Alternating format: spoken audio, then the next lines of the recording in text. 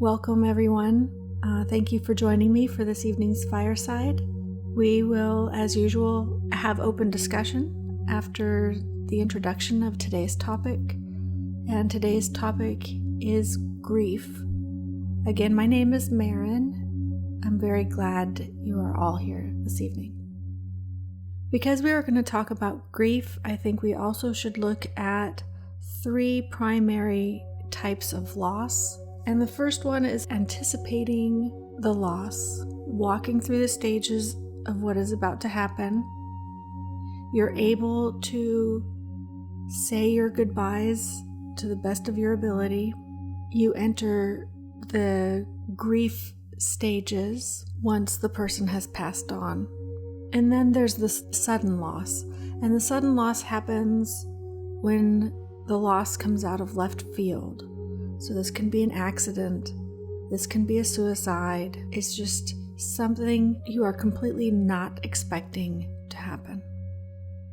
And then there's a complicated loss. And a complicated loss is something like someone's life was taken by another individual. There's not a competition between these types of loss. So let's look at the stages of grief. And please know that when we say the stages of grief, it's just a way of describing how people may react and respond to a significant loss. Typically, everyone starts with a denial. And the denial is just a way that our heart and our brain kind of encapsulate the information until we are ready to start absorbing it and to start processing it. So it's just a way that our heart and our mind are protecting our body from a catastrophic blow. So you're just kind of preparing yourself for impact, and it doesn't lessen the impact necessarily, but it's just preparing us for impact. There is bargaining, and our bargaining is like pleading. We're pleading, we're making deals with ourselves, we're making deals with a higher power, we're asking why, please, I'll do anything. And so this bargaining stage is, for me, it was desperation. For me, the bargaining stage was purely desperation. And then there's guilt. There's guilt, and we go back and we almost eat ourselves alive with all of the things we should have said, with all of the things we should have done, could have changed. This is the what if stage. What if only I had done this, if only I had done that, they would still be here. And that is guilt. And then from guilt, we go into anger, or we can go into anger. And anger can present itself through impatience. It can present itself in frustration. It can present itself in fury, that you're just angry. You might be angry at the person that died. You might be angry at yourself, and you don't know what to do with all of this anger, and so you take it out on the world around you. And then there's depression. The depression that comes with grief, is very natural, and it is okay to feel the depression just as it is okay to feel every other symptom that you have of grief. The depression kind of starts seeping in when the realization of what has happened is starting to become the reality. And we know that our lives will never be the same, and the dark cloud of that information is blanketing our shoulders. And finally, we come to acceptance. Now, acceptance doesn't mean that the grief is over. Acceptance doesn't mean everything has come back to the same and we've moved on and it's not bothering us anymore. That is not what acceptance is. Acceptance means that we have come to an understanding in our heart and our mind. We have the understanding that the loss has happened and that we cannot do anything to change it, and that this is now part of our foundation of who we are. The loss is now part of the foundation of who we are, and as we proceed in life, our experiences from here forward start building upon this foundation. We have come to accept that the experiences that we will be going forward with, we won't be sharing directly with the individual that we've lost, not on this material plane anyway.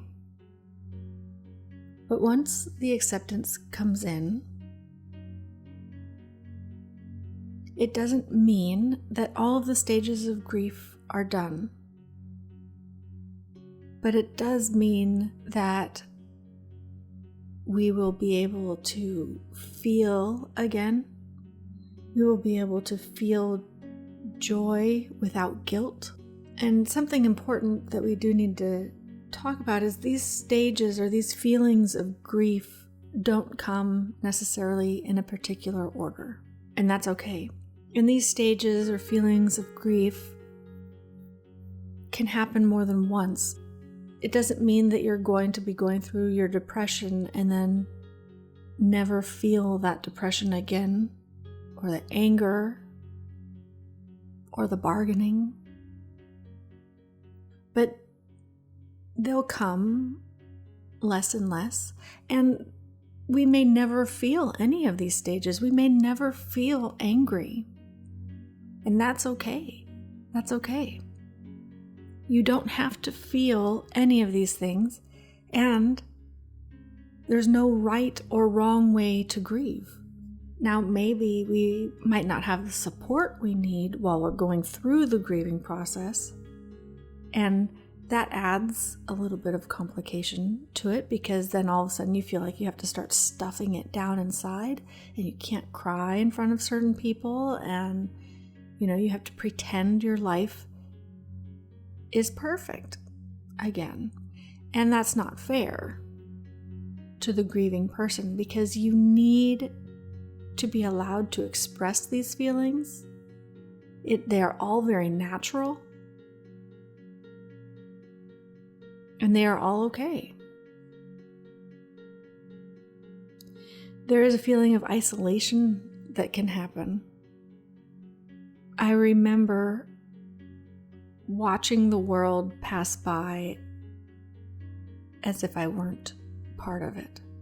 I would go to the grocery store and everyone was grocery shopping. And there was neither here nor there. They were just going about their daily business. And I went into the grocery store and I would just stand there sometimes because I couldn't move. I couldn't breathe. I was frozen. I remember one time I was in a parking lot and I got out of the car and I just needed someone to hug me because I couldn't move and I just needed a hug. But I also wasn't able to tell anyone because I couldn't speak. So in my head, I just said, please, please, please, somebody help me.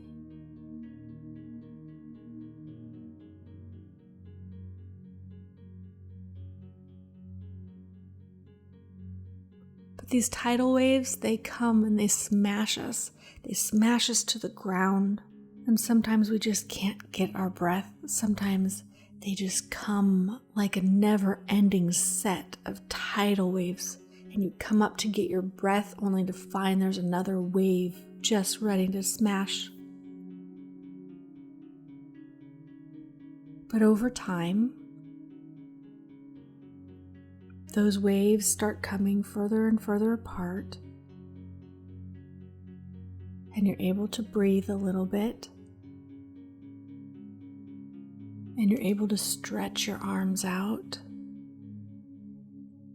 and you're able to go outside and feel the sun on your face and reach your hands way up and just look up. Just allow the sun to touch your skin. And slowly, step by step, moment by moment, you'll start re-engaging with life. And you'll be able to share happiness without guilt. So whatever you're feeling now, and whatever stages you might be going in now, it's okay.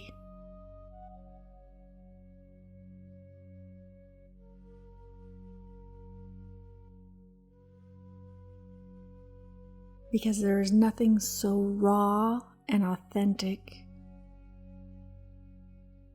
and real than what you are going through now.